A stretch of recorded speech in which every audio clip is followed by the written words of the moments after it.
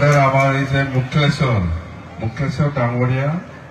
26 তাৰিখৰ ৰিজাল্টত বিটিসি ভিতৰত যত আছে 40টা সমষ্টিৰ ভিতৰত সবচেয়ে হাইস্ট ভোটত এই মুক্তেশ্বৰে জিকিব সবচেয়ে হাইস্ট ভোট চিন্তা কৰা লাগে না যেহেতু 40টা ভিতৰত সবচেয়ে হাইস্ট হব এই কাৰণে আমি মুক্তেশ্বৰ ডাঙৰীয়াক ইএম দিব বুলি কৈছো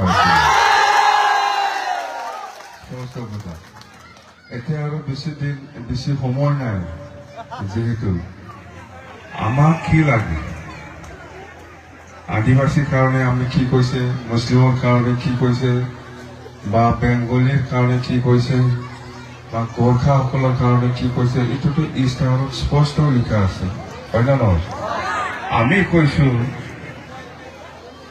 বিটিচিৰ যিমান জাতি জনগোষ্ঠী আছে সকলোৱে বিটিচিৰ মানুহ আৰু বিটিচিৰ সকলো জাতি জনগোষ্ঠীৰ লগত যাৰ যাৰ লগত মাটিৰ পাট্টা নাই এই সকলক মাটিৰ পাট্টা দিয়া হ'ব এইটো ইস্তাহাৰত স্পষ্ট আছে যেনেকৈ কৈছে এনেকে আমি কাম কৰিব কোনোবা বড়ো মানুহৰ লগত মাটিৰ পাট্টা আছে কোনোবা বড়ো মানুহৰ লগতো নাই কোনোবা আদিবাসী মানুহৰ লগত আছে কোনোবা আদিবাসী মানুহৰ লগত নাই কোনোবা মুছলিমৰ লগত থাকিব পাৰে কোনোবা মুছলিমৰ লগত নাই কোনোবা বেংগলীৰ লগত থাকিব পাৰে কোনোবা বেংগলীৰ লগত নাই কোনোবা ৰাজবংশী মানুহৰ লগত থাকিব পাৰে কোনোবা ৰাজবংশী মানুহৰ লগত নাই মাটিৰ পাট্টাটো সকলো জাতি জনগোষ্ঠীৰ লগত কোনোবা লগত আছে কোনোবা লগত নাই এই কাৰণে আমি বিপেড দলে এইবাৰ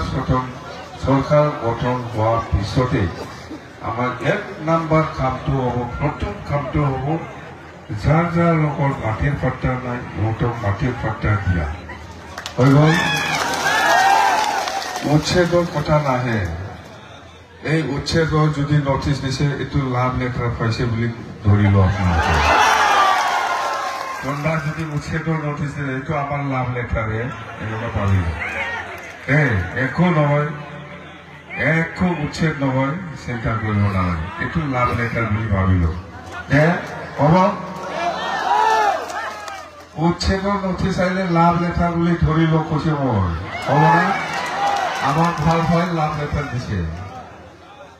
লাগিলে এবাৰ কি কৰক আৰামছে হয় না নহয়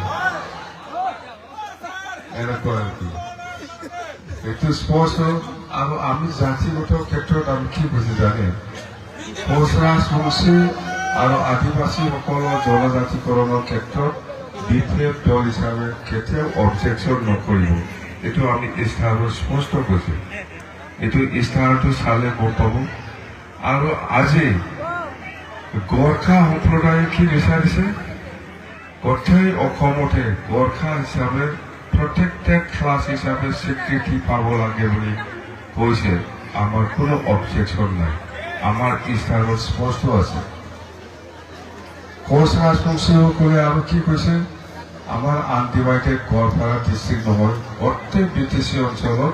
প্ৰটেক্টেড ক্লাছ হিচাপে আমাক লাগে বুলি কোচ ৰাজবংশীসকলে আমাক দাবী কৰে তো আমাৰ কোনো অবজেকশ্যন নাই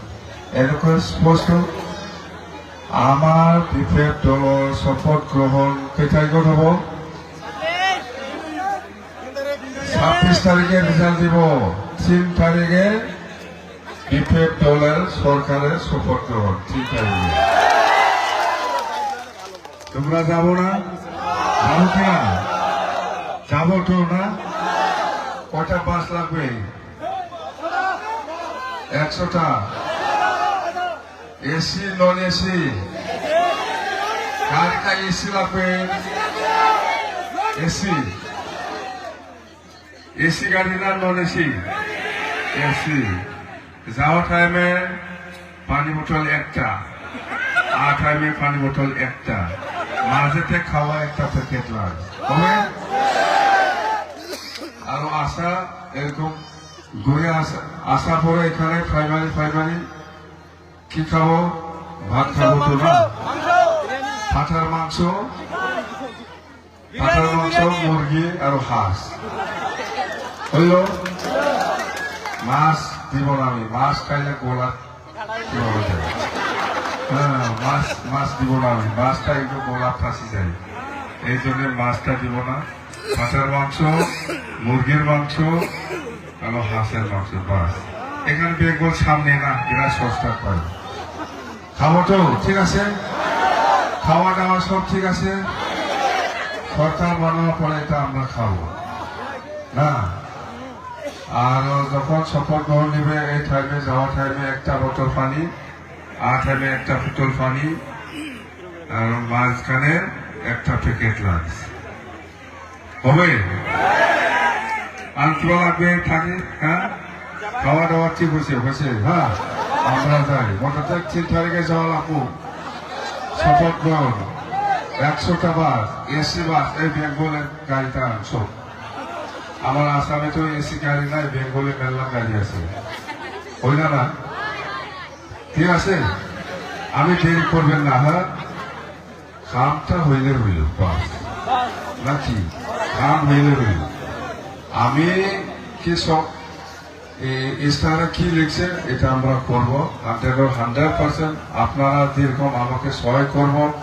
সরকার বানানোর পরে আমরাও তোমাকে সহায় করবো, বাস। ঠিক আছে, থ্যাংক ইউ।